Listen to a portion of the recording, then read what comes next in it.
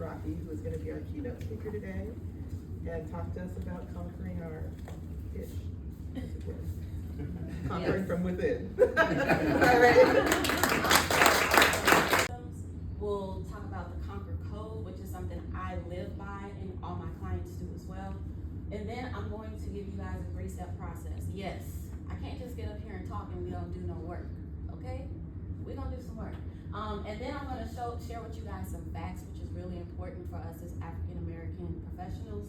And then I'll close it out with any questions that you guys may have.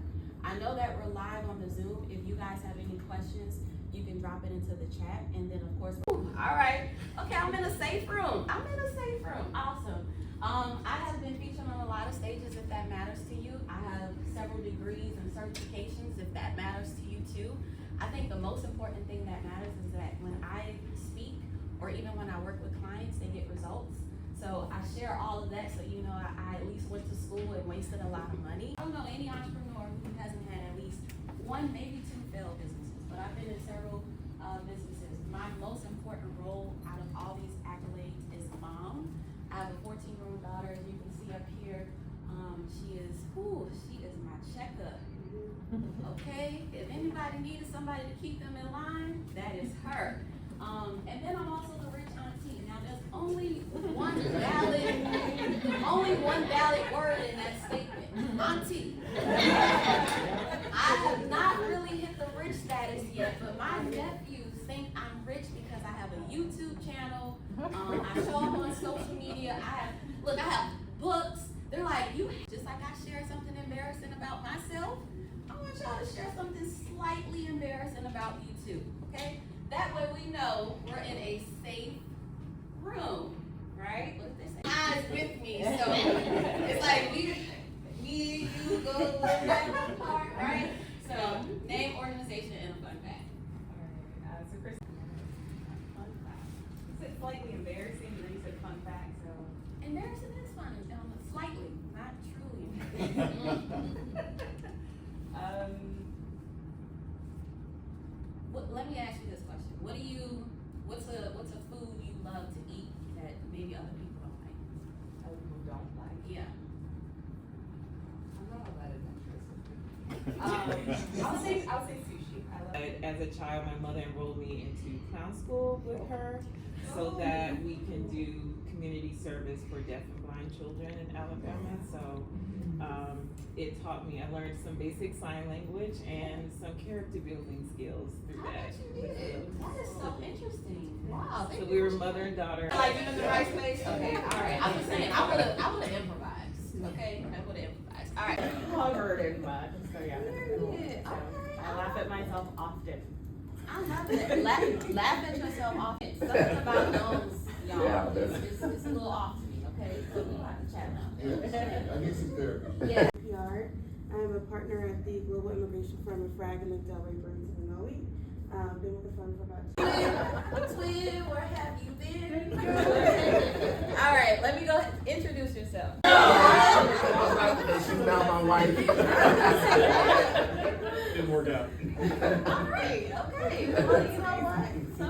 Sometime from an appointment, and we were stopped at a light, and the squirrel was on the corner waiting for the light to change. And let me tell you how I know it was waiting.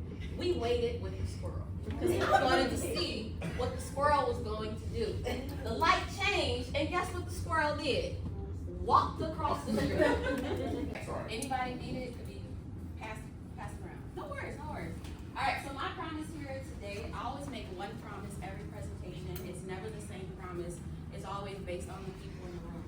Well, today, I promise that you're going to walk away with at least one. Are moving so fast and not necessarily taking time to really absorb where you're at. And so what does that look like, right? So whenever you start to just move in success, you get into a place of just survival mode. And that's over-functioning, carrying everyone else's weight. I mean, take us into consideration like they do for everyone else. Rest makes you feel anxious. This was something she was experiencing.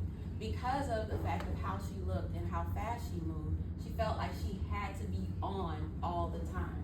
And I see some head nods, so I know that some of you guys can relate to that. Compliments kind of felt like motivation. Here's the thing, everyone, and this is something you guys can relate to. We as Black people, we are always told to just be positive, right? It's gonna be okay. You got this. I don't know about y'all, but I'm sick of that. I'm sick of always having to feel inspired and motivated because I have to live it. We all have to live it. But what happens when we really start to make some changes? Now, here's what I want to tell you about the silent weight that we carry in leadership. And some of you guys may say, well, why do you keep talking about Black women? Well, what? I am a Black woman, okay? But it's not just for Black women. It's also for our male counterparts too. Black men experience it as well. And they go into the numbers when it comes to burnout. We experience burnout more because of emotional exhaustion, racial bias, workplace isolation, and the pressure, right? Self-trust. How do you trust your own voice? How do you trust yourself to even make a decision? Do you question yourself? That mental turbulence you go through whenever you have to decide on something or make a big move, listen, your inner belief systems will help you establish an actual strategy on how fast you move past that thing. So here's some common internal misbeliefs, and I will say that I've said these more than once, right? If I stop performing, I lose. Like I get into bed 9:30, I'm pooped, okay? So please rest, take a break. And so what I want to share with you is that each one of these beliefs lead to emotional overfunction, burnout, and then of course performance-based self-worth. And that means if I'm performing or accomplish something, I'm worthy. I'm not worthy if I'm not resting. And that's something we tell ourselves, and that's this room can help you refine your identity. But you just being here, this is not your identity.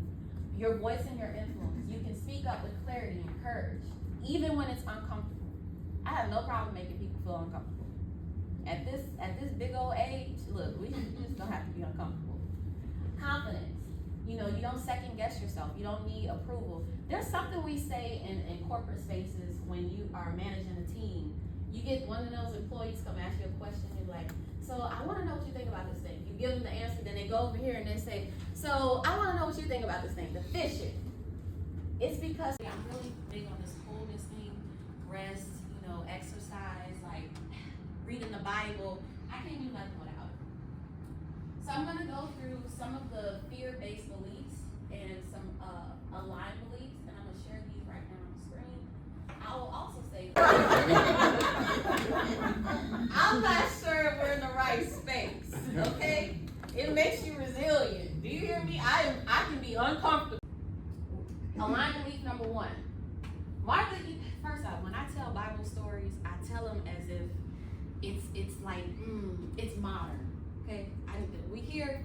Okay, all right. Martha was around the house, she was doing her thing, she ain't doing nothing.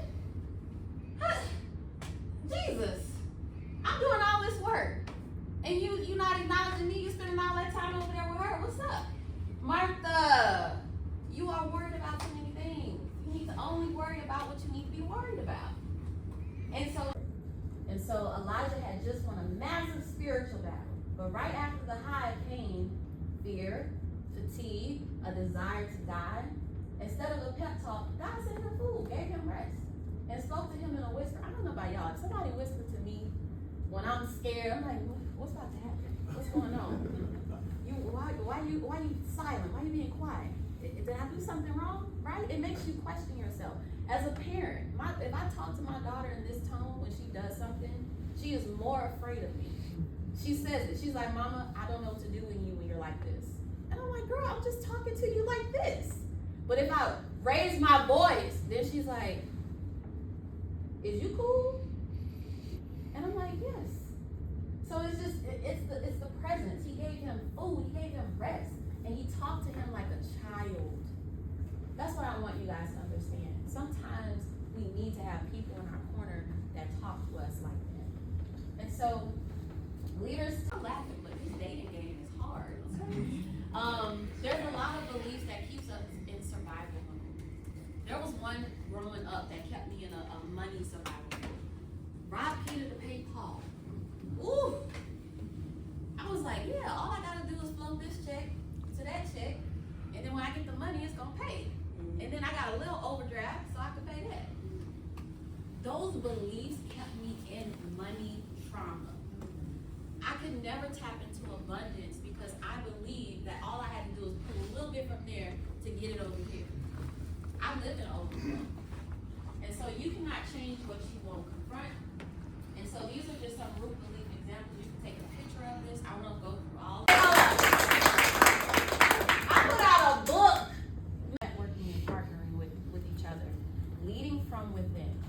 And that sometimes that's just empathy. Sometimes that's just confidence and courage, right? Because you're not your role, you're not your reputation, you're not how productive you are. You don't need another strategy. I just want y'all to know you are called and equipped. Each and every one of you. If you're in your role, I was in corporate for 15 plus years.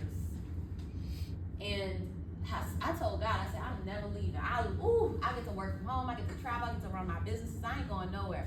You want me to leave, God? No. Okay, I'm not leaving. Do you know these benefits, these rewards? I got an extra degree on these people. You know what God said?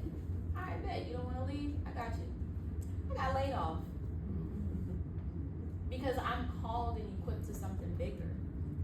My little old brain cannot even start to imagine what God has for me. And so, truth you are ready to lead with, right?